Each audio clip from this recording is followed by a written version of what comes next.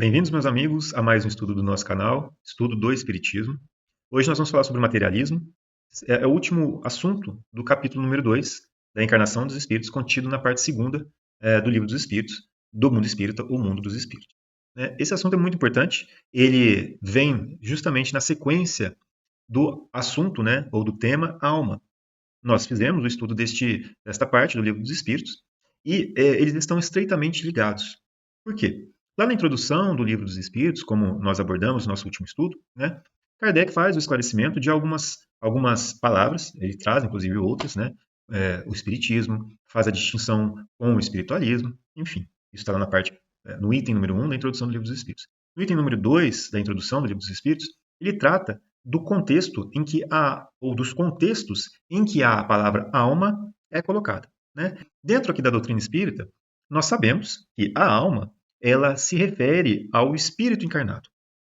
O espírito que existe antes da vida corpórea, e aí ele encarna, ou seja, ele utiliza de um corpo material pelo momento ou pela duração em que ele tem a vida ou está ligado a uma vida orgânica, no seu corpo físico, e após a morte deste corpo físico, ele volta à sua pátria espiritual.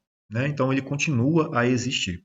Ele pré-existia, vive ligado a um corpo material durante a sua encarnação, e após o fim desta vida material, ele continua a existir enquanto espírito. Então, para nós da doutrina que estudamos a doutrina espírita, é este o contexto que devemos nos apoiar quando nos tratamos da palavra alma.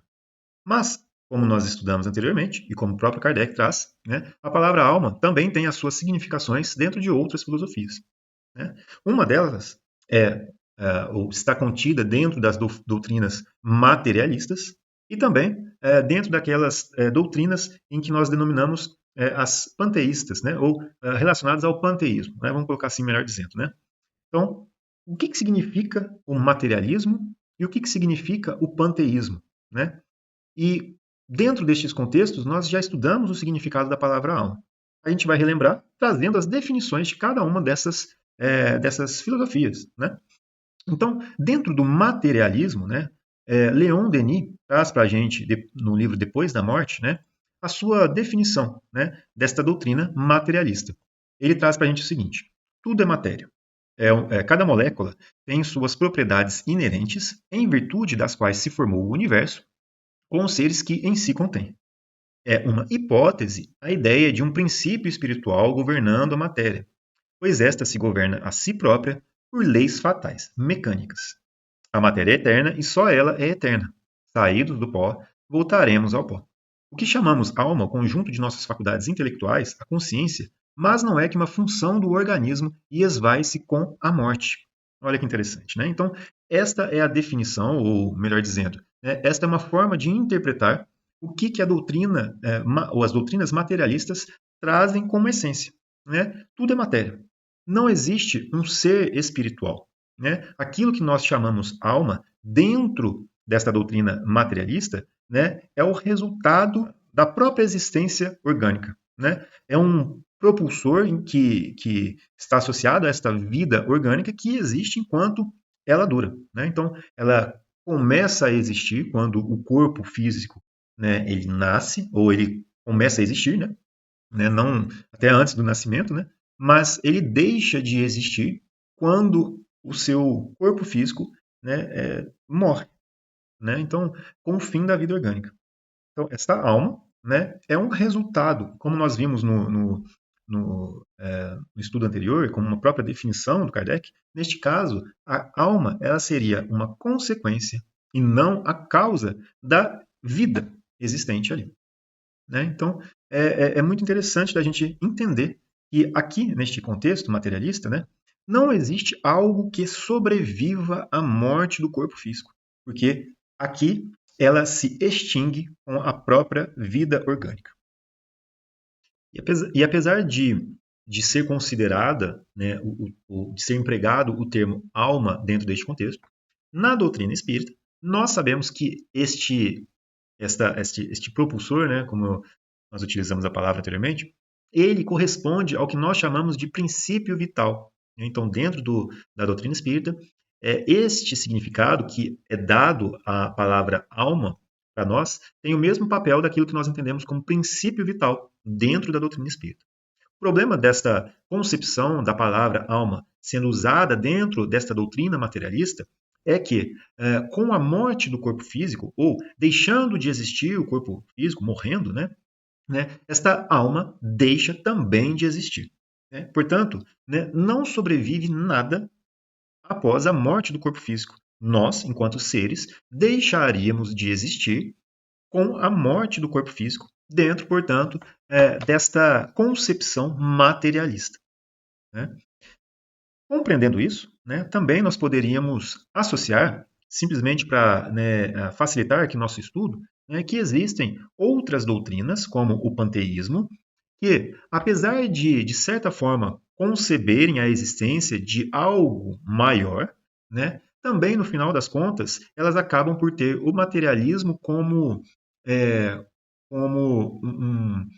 uma característica, mesmo camuflada, vamos colocar assim, porque as consequências que esta doutrina traria para as nossas vidas também seria a mesma. E nós vamos tratar dessa questão. Antes, vamos ver aqui que o panteísmo fala. O panteísmo, propriamente dito, considera o princípio universal de vida e de inteligência como constituindo a divindade. Deus é concomitantemente espírito e matéria. Todos os seres, todos os corpos da natureza compõem a divindade, da qual são as moléculas e os elementos constitutivos. Deus é o conjunto de todas as inteligências reunidas. Cada indivíduo, sendo uma parte do todo, é Deus ele próprio. Nenhum ser superior independente rege o conjunto. O universo é uma imensa república sem chefe, ou antes, onde cada qual é chefe com poder absoluto. Aqui dentro do panteísmo, nós já estudamos isso, algumas definições que foram trazidas pelo próprio Kardec anteriormente, e pelos espíritos também, porque tem a parte que fala sobre panteísmo, na primeira parte do Livro dos Espíritos. A questão é que, com a morte do corpo físico, nós voltaríamos para esse ser universal, mas a grande questão é que nós perderíamos as nossas individualidades, ou perderíamos a nossa individualidade, onde cada um de nós voltaria para um ser abrangente, um ser total, e que nós, então, de certa forma, também deixaríamos de existir, porque perderíamos e não conservaríamos a nossa individualidade. Voltaríamos a fazer parte de um todo. Então, dentro deste contexto do panteísmo e do materialismo, as consequências podem ser, então, serem consideradas como sendo as mesmas, porque, no final das contas, nós deixaríamos de existir enquanto seres espirituais que conservam a sua individualidade e conservam a consciência de si mesmos. Então, dentro deste contexto, as duas doutrinas elas poderiam trazer as mesmas consequências e estas consequências teriam um impacto muito grande nas nossas vidas. E vamos entender o porquê. Bom, eu coloquei aqui para baixo, e nós vamos entrar nas questões já, mas eu acho que faz sentido a gente trazer as definições, o que cada uma dessas doutrinas traz, como a sua definição, a sua essência básica, Estamos focando principalmente no materialismo, Então, agora, vamos ver o que estas doutrinas trazem de consequência para nós. E isso é muito importante. Por isso que nós estamos estudando ela. Quais são as consequências destas doutrinas nas nossas vidas? Então, Leon Denis, no mesmo livro, Depois da Morte, ainda no mesmo capítulo 7, ele fala o seguinte: julga-se principalmente uma doutrina filosófica por suas consequências morais, pelos efeitos que produz sobre a vida social. Considerada sob este ponto de vista, as teorias materialistas, baseadas no fatalismo, são incapazes de servir de incentivo à moral e sanção às leis da consciência. A ideia inteiramente mecânica que dão do mundo e da vida destrói a noção de liberdade e, por conseguinte, a de responsabilidade. Fazem da luta pela vida uma lei inexorável, pela qual os fracos devem sucumbir aos golpes dos fortes. Uma lei que bane para sempre da terra o reinado da paz, da solidariedade e da fraternidade humana. Penetrando os espíritos, tais teorias só podem acarretar aos infelizes a indiferença e o egoísmo, ao deserdados o desespero e a violência, a todos a desmoralização. E isso é muito importante para nós. Porque deveríamos nos preocupar, se considerando, né, obviamente, deste ponto de vista, né, ou seja, do ponto de vista dos materialistas. Se tudo se esvai, se tudo acaba com o corpo físico, se nada continua a existir após a morte do corpo físico, por que deveria eu me preocupar com a melhoria de mim mesmo? Por que eu deveria me preocupar com o respeito aos direitos alheios? Por que eu deveria me preocupar em fazer aos outros, né, o bem que eu poderia fazer, como eu gostaria que fosse feito para mim?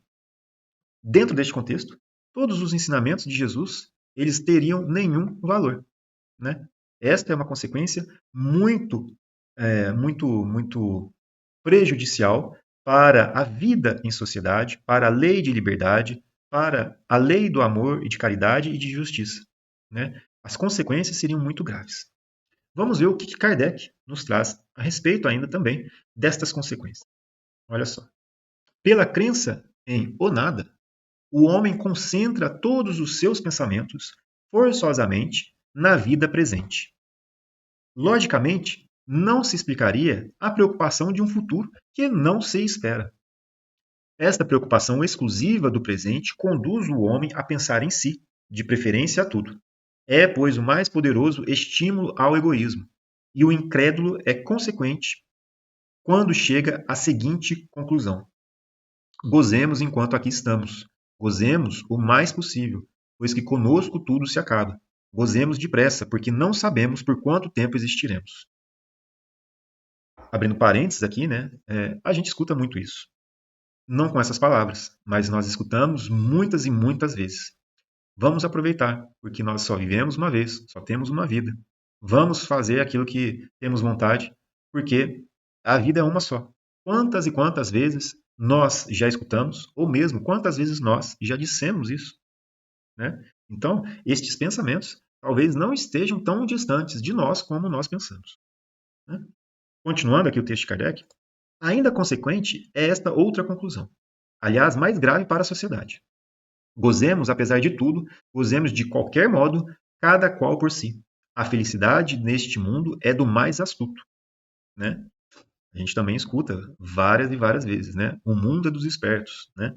A gente escuta muitas vezes isso, né? Continuando o texto dele. E se o respeito humano contém, né, segura, né, as ações de alguns seres, que freio haverá para os que nada temem? Acreditam estes últimos que as leis humanas não atingem senão os ineptos e assim empregam todo o seu engenho no melhor meio de a elas se esquivarem.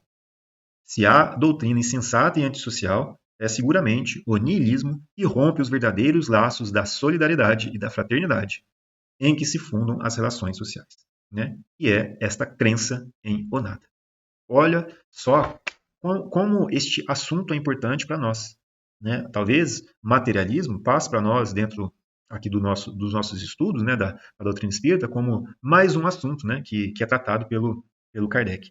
Mas estudando mais detalhadamente, né, até né, porque as questões que ele coloca aqui especificamente nesse item são apenas duas, né, a 147 e 148, né, do Livro dos Espíritos, mas olha só quantas consequências tem este assunto para as nossas vidas. E se nós repararmos bem, muitos daqueles que estão ao nosso redor compartilham de alguns pensamentos como este, como que a gente está colocando, né? Então as consequências são muito graves. Para continuar com essa questão das consequências, né, vamos ver o que na Gênese o Kardec traz para nós, né? Com a doutrina da criação da alma no instante do nascimento, vem-se a cair no sistema das criações privilegiadas. Os homens são estranhos uns aos outros e nada os liga. Os laços de família são puramente carnais. Não são de nenhum modo solidários com um passado em que não existiam. Com a doutrina do nada após a morte, todas as relações cessam com a vida. Os seres humanos não somos solidários no futuro.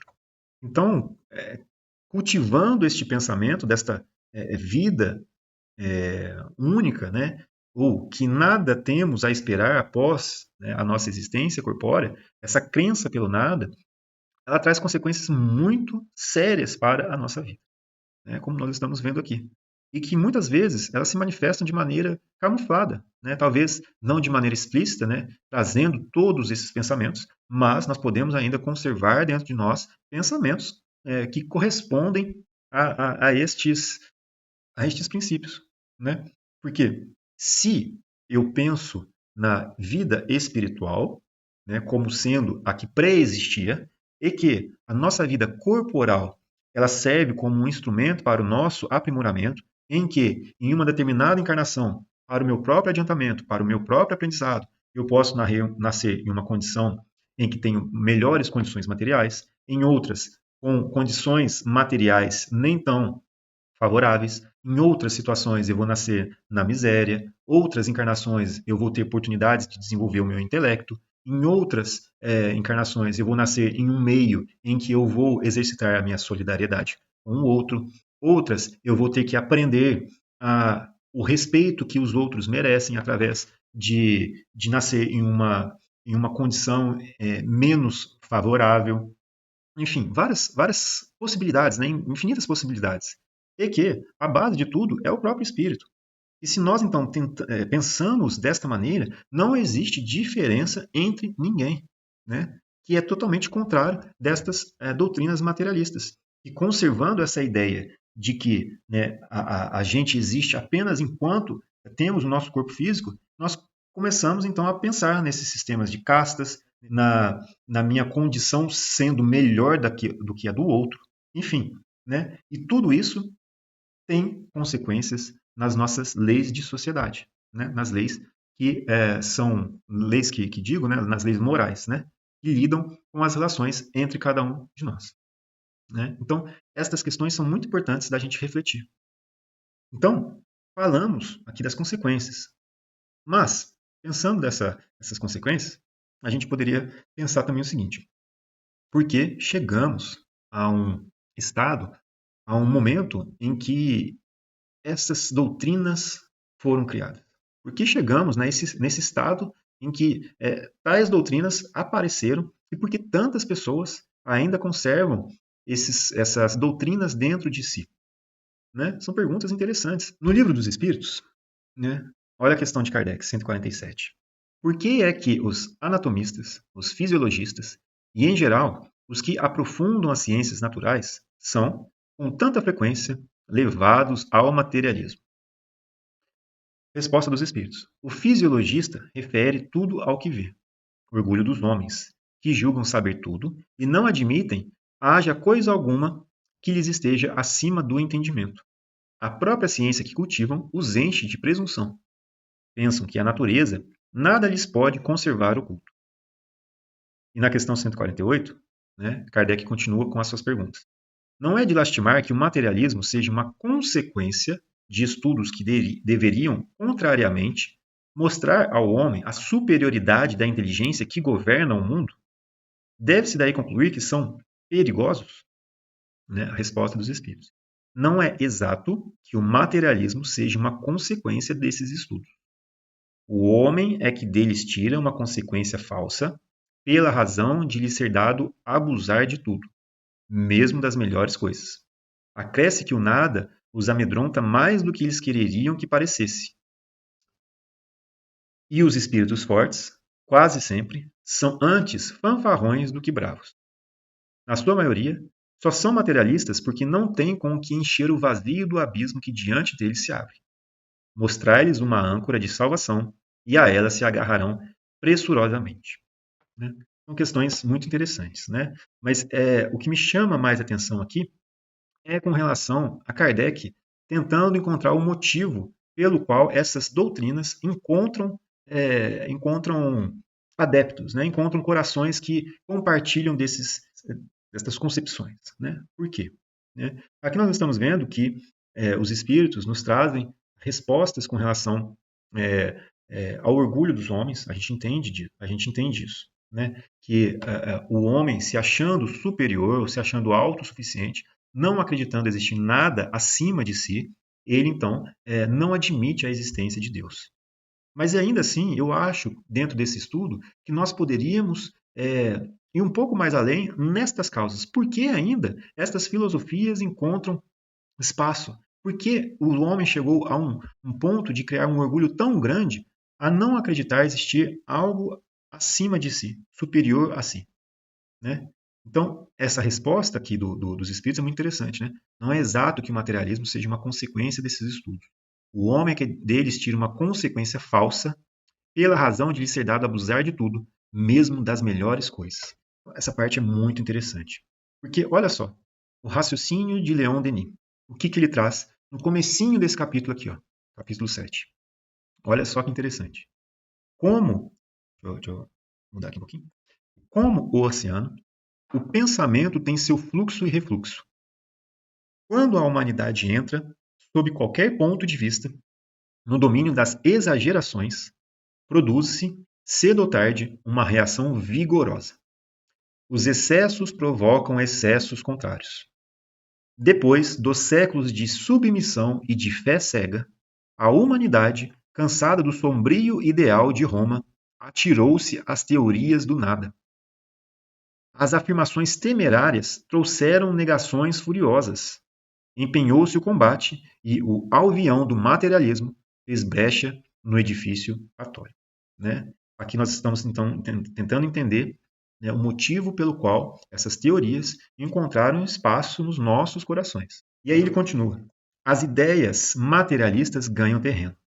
Repelindo os dogmas da Igreja como inacessíveis, grande número de espíritos cultivados desertaram da crença espiritualista e, ao mesmo tempo, da crença em Deus.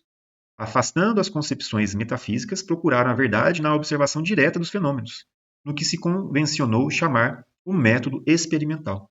E daí que surge, então, o positivismo também, né? Em que aquilo que nós poderíamos tirar como crença seria tudo aquilo que nós poderíamos obter a partir de experimentações, né? Aquilo que nos fere os sentidos.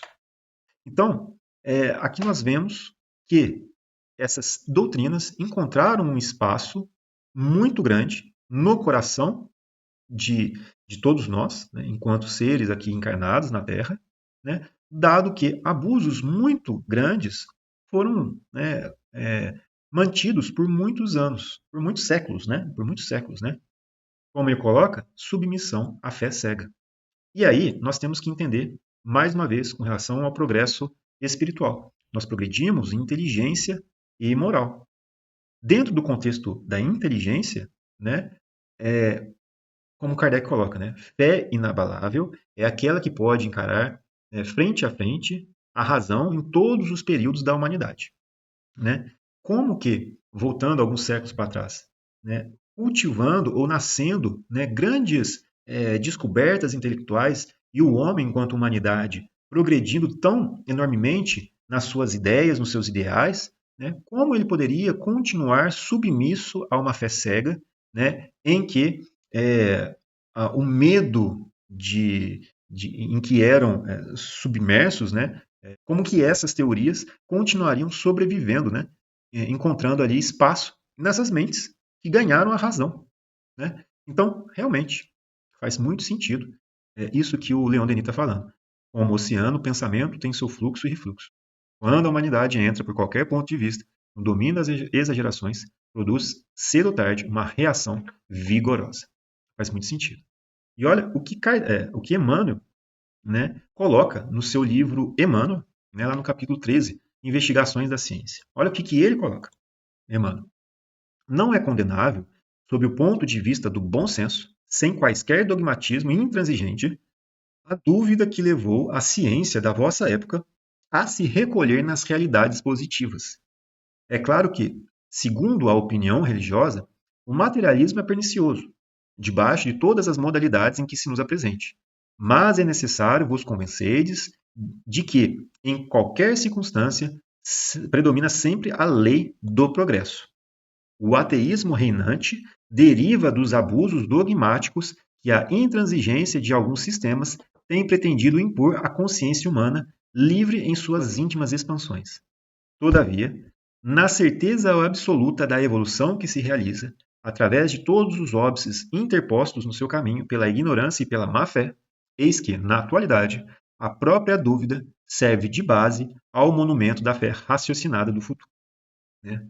Que resposta, que esclarecimento, né, muito muito rico, né, de Emmanuel, né? Quanta sabedoria, revelando a sabedoria divina.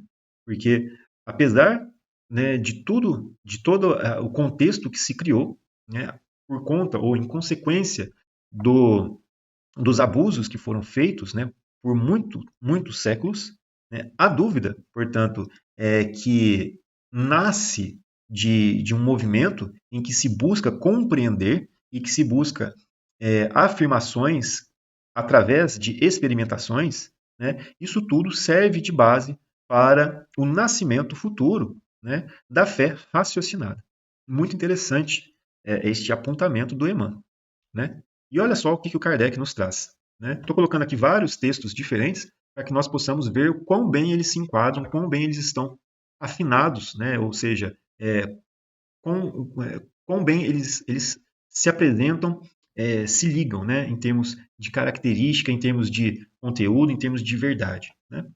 Lá no Céu e Inferno, na primeira parte, né, ainda nesse capítulo O Porvir e o Nada, vale a pena, né, a leitura deste capítulo.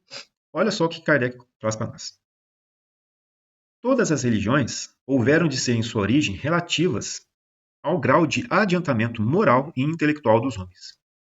Estes, assaz materializados para compreenderem o mérito das coisas puramente espirituais, fizeram consistir a maior parte dos deveres religiosos no cumprimento das formas exteriores. Faz parte do nosso processo evolutivo, né? Faz parte do nosso processo, evoluímos, tanto intelectualmente quanto moralmente, faz parte da lei do nosso progresso. Então, voltando alguns séculos e milênios para trás, nós temos, então, nós ainda enquanto humanidade, muito materializados, ainda muito apegados nos cultos exteriores.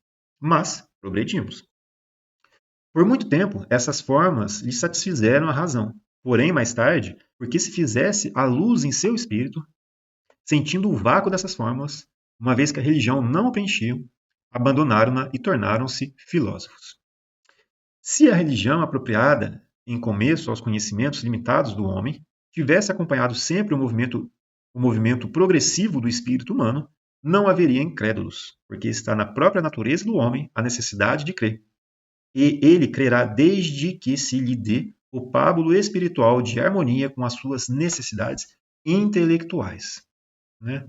É muito importante isso, porque quando a nossa crença ela não encontra bases no nosso raciocínio também, ou seja, a nossa crença ela não consegue bater de face ou encarar face a face, né, as questões intelectuais, a nossa razão, ela toda tende a desmoronar, porque em algum momento ela não vai mostrar, ela não vai ter um sentido verdadeiro para nós. Né? E aqui, uma religião ou uma crença, um conhecimento espiritual que nos seja capaz de satisfazer as nossas necessidades espirituais, tanto quanto as nossas necessidades intelectuais, razão, essa sim, essa nos fortalece, ela nos impulsiona, ela nos faz nos apegar ainda mais àquilo que nós necessitamos como alimento espiritual. Kardec continua. O homem quer saber de onde veio e para onde vai, mostrando-se-lhe um fim que não corresponde às suas aspirações, nem à ideia que ele faz de Deus, tampouco aos dados positivos que lhe fornece a ciência, impondo-se-lhe ademais, para atingir ao seu desiderato condições cuja utilidade sua razão contesta, ele tudo rejeita. O materialismo e o panteísmo parecem mais racionais, porque com eles ao menos se raciocina e se discute, falsamente embora. E a razão, porque antes raciocinar em falso do que não raciocinar absolutamente. Né? Então, olha que interessante, né? Tudo isso que nós estamos vendo. Então, nós entendemos aqui com esses esclarecimentos trazidos por Leon Denis, Emmanuel e Allan Kardec, que, em consequência de séculos e séculos de abuso e de submissão a uma fé cega, sem raciocínio, né? E com os progressos intelectuais que foram sendo mostrados, que derrubaram crenças e mais crenças por terra, é óbvio que o homem, né, sentindo a necessidade de maiores esclarecimentos e dando espaço à sua razão, raciocinando e questionando, não encontrando as respostas, ele abandonou mesmo, né, o seu lado espiritual. Mas como nós vimos aqui, né, como o Emmanuel nos trouxe, isso tudo serviu de base também para que a fé raciocinada tivesse o seu espaço. Nós estamos vendo que isso tudo tem sempre a lei do progresso, né, como base. Estamos progredindo e temos a necessidade de melhor compreender, de melhor aceitar, de melhor ligar a nossa parte moral à nossa parte intelectual. Muito interessante isso, né? E aí, para terminar, né, eu vou colocar aqui um texto de Kardec, em que ele fala o seguinte, né? O homem, pois, tem três alternativas: o nada, a absorção ou a individualidade da alma antes e depois da morte. É para esta última crença que a lógica nos impele irresistivelmente, crença que tem formado a base de todas as religiões desde que o mundo existe. Vou colocar aqui no item 14. Instintivamente tem o homem a crença no futuro, mas não possuindo até agora nenhuma base para defini-lo, a sua imaginação fantasiou sistemas que originaram a diversidade das crenças. A doutrina espírita sobre o futuro, não sendo uma obra de imaginação mais ou menos arquitetada engenhosamente, porém o resultado da observação de fatos materiais que se desdobram hoje à nossa vida, congraçará, como já está acontecendo, as opiniões divergentes ou flutuantes e trará gradualmente, pela força das coisas, a unidade de crença sobre esse ponto, não já baseada em simples hipótese, mas na certeza. A unificação feita relativamente à sorte futura das almas será o primeiro ponto de contato para diversos cultos, um passo imenso para a tolerância religiosa em primeiro lugar e mais tarde para a completa fusão. E aí, para terminar, né, eu vou ler aqui uma parte do comentário de Kardec sobre essas questões, todas que nós vimos. Né? Essa questão ela encerra o capítulo número 2 do Livro dos Espíritos, da parte segunda. Né? Então, a gente termina esse estudo de hoje com esse texto. É um texto muito esclarecedor e resume tudo o que nós falamos. Por uma aberração da inteligência, pessoas há que só veem nos seres orgânicos a ação da matéria e a esta atribuem todos os nossos atos. No corpo humano, apenas veem a máquina elétrica. Somente pelo funcionamento dos órgãos estudaram o mecanismo da vida, cuja repetida extinção observaram por efeito da ruptura de um fio e nada mais enxergaram além desse fio. Procuraram saber se alguma coisa restava e, como nada acharam senão matéria, e se tornaram inerte, como não viram a alma escapar-se, como não a puderam apanhar, concluíram que tudo se continha nas propriedades da matéria e que, portanto, a morte se seguia à aniquilação do pensamento. Triste consequência se fora real, porque então o bem e o mal careceriam de objetivo. O homem teria razão para só pensar em si e para colocar acima de tudo a satisfação dos seus apetites materiais. Quebrados estariam os laços sociais e as mais santas afeições se romperiam para sempre. Felizmente, longe estão de ser gerais semelhantes ideias, que se podem mesmo ter por muito circunscritas, constituindo apenas opiniões individuais, pois que em parte alguma ainda formaram doutrina. Uma sociedade que se fundasse sobre tais bases traria em si o germe de sua dissolução e seus membros se entredevorariam como animais ferozes. O homem tem, instintivamente, a convicção de que nem tudo se lhes acaba com a vida. O nada lhe infunde horror. É em vão que se obstina contra a ideia da vida futura. Ao soar o momento supremo, poucos são os que não inquirem do que vai ser deles, porque a ideia de deixar a vida para sempre algo oferece de pungente. Quem de fato poderia encarar com indiferença uma separação absoluta, eterna, de tudo que foi objeto do seu amor? Quem poderia ver sem terror abrir-se diante de si o mensurável abismo do nada, onde se sepultassem para sempre todas as suas faculdades, todas as suas esperanças, e dizer a si mesmo: ah, depois de mim nada, nada mais, senão um vácuo, tudo definitivamente acabado. Mas alguns dias e minha lembrança se terá apagado da memória dos que me sobreviverem. Nenhum vestígio, dentro em pouco, restará da minha passagem na terra. Até mesmo o bem que fiz será esquecido pelos ingratos a quem beneficiei. E nada, para compensar tudo isto, nenhuma outra perspectiva, além do meu corpo roído pelos vermes. Não tem este quadro alguma coisa de horrível, de glacial? A religião ensina que não pode ser assim e a razão não o confirma. Mas uma existência futura vaga e indefinida não apresenta o que satisfaça ao nosso desejo do positivo. Essa, em muitos, a origem da dúvida. Possuímos alma, está bem, mas que é a nossa alma? Em forma, uma aparência qualquer? É um ser limitado ou indefinido? Dizem alguns que é um sopro de Deus, outros uma centelha, outros uma parcela do grande todo, o princípio da vida e da inteligência. Que é, porém, o que de tudo isto ficamos sabendo? Que nos importa ter uma alma se, extinguindo-se-nos a vida, ela desaparece na imensidade, como as gotas da água no oceano? A perda da nossa individualidade não equivale para nós ao nada? Disse também que a alma é imaterial. Ora, uma coisa imaterial carece de proporções determinadas. Desde então, nada é para nós. A religião ainda nos ensina que seremos felizes ou desgraçados conforme ao bem ou ao mal que houvermos feito. Quem vem a ser, ou que vem a ser, porém, essa felicidade que nos aguarda no seio de Deus? Será uma beatitude, uma contemplação eterna, sem outra ocupação mais do que entoar louvores ao Criador? As chamas do inferno serão uma realidade ou um símbolo? A própria igreja lhes dá esta última significação. Mas então, que são aqueles sofrimentos? Onde esse lugar de suplício? Numa palavra, que é que se faz, que é o que se vê nesse outro mundo que a todos nós espera? Que a todos nos espera. Dizem que ninguém jamais voltou de lá para nos dar a informação. E é aí que vem o Espiritismo. É erro dizê-lo, e a missão do Espiritismo consiste precisamente em nos esclarecer acerca desse futuro, em fazer com que, até certo ponto, o toquemos com o dedo e o penetremos com o olhar, não mais pelo raciocínio somente, porém pelos fatos. Graças às comunicações espíritas, não se trata mais de uma simples suposição, de uma probabilidade sobre a qual cada um conjeture à vontade, que os poetas embelezem com as suas ficções ou cumulem de enganadoras imagens alegóricas. É a realidade que nos aparece, pois que são os próprios seres do além-túmulo que nos vêm descrever a situação em que se acham, relatar o que fazem, facultando-nos assistir, por assim dizer, a todas as peripécias da nova vida que lá vivem e mostrando-nos por esse meio a sorte inevitável que nos está reservada, de acordo com os nossos méritos e deméritos. Haverá nisso alguma coisa de antirreligioso? Muito ao contrário, porquanto os incrédulos encontram aí a fé e os tíbios a renovação do fervor e da confiança. O Espiritismo é, pois, o mais potente auxiliar da religião. Se ele aí está, é porque Deus o permite e o permite para que as nossas vacilantes esperanças se revigorem e para que sejamos reconduzidos à senda do bem pela perspectiva do futuro. Muito bom, muito bom. Né? O Espiritismo ele nos esclarece a respeito da vida futura. E este esclarecimento joga por terra, né, todas essas doutrinas materialistas em que não tem por esperança a sobrevivência de nós enquanto seres espirituais.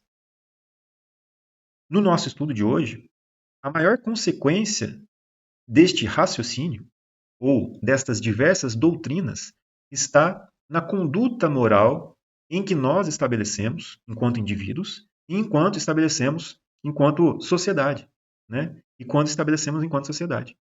Então, quando nós pensamos, né, a vida futura, aquilo que nós temos a levar daqui, né, que o bem que nós fazemos e o mérito das nossas conquistas sobre nós mesmos, né, essa verdadeira propriedade que nós vamos levar conosco, isso não é perdido e que é isto, né, aquilo que determina a nossa felicidade ou infelicidade no plano espiritual, na vida futura, né? Então, isso traz a consequência para nós do reajuste dos nossos atos, da reconstrução do nosso caminho, né? Da recondução à senda do bem ou à estrada do bem, né? Através dos nossos atos, dos nossos comportamentos, dos nossos pensamentos, né?